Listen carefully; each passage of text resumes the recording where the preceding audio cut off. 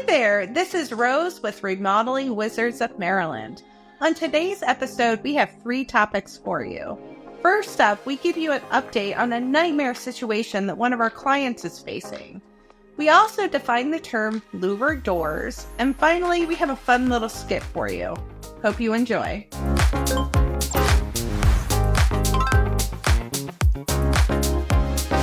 It's Terminology Tuesday, the day of the week where we pick a construction term and we talk about it. Today's term is louver doors. John, can you tell us what those are? Sure, Rose. A louver door. A louver door is a door that has slats in it so that it actually can be vented. And louver doors, some people use them because they just like the look of a louver door. And other times, it's important to actually use a louver door instead of a solid door because you might have an area that has either needs to draw air in. For example, let's say that you have your gas furnace or your dryer in a closet.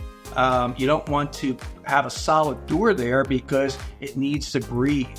So that's where you'd want to use a louver door. So it's used for 2 reasons. One is sometimes people just like the look, but the other reason is it actually has a function, and that's to allow air to get into a room that needs to breathe. Today, we want to get you up to speed on an issue that one of our clients is facing. This family bought a house that was flipped, and the contractor that flipped the house never called in his inspections before completing the work. So we were called in to try to resolve the issues for them. John, can you give us an update? What's going on? Sure. It's been a big week this week. We did bring the electrical testing company out to test all the wiring and to see if things were to code and so on.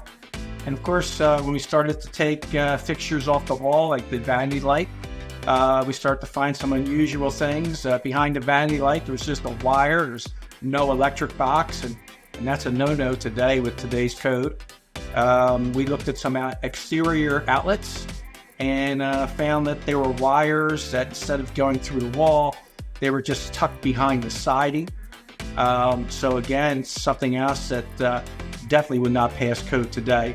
So we're waiting for that report to come back to us so we can get a full list of what needs to be done. In addition, we had the structural engineer out. He was out there to look at some roof trusses. And while he was out there, we started to dig around the foundation of the garage. And we found out that the concrete goes down 12 inches. And the code in Maryland is to go down 30 inches to get down to the frost line.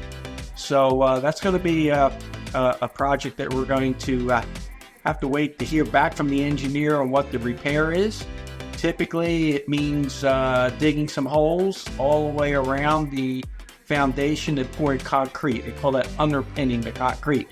We just need to get exact specs from the engineer before we can actually start that work.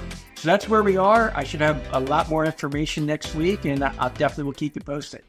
Mr. Capozzi, thanks for coming in today. We're just going to do a simple word association. So I'll give you a word, and you can just tell me the first thing that comes to mind. Car. Pinter. Ham.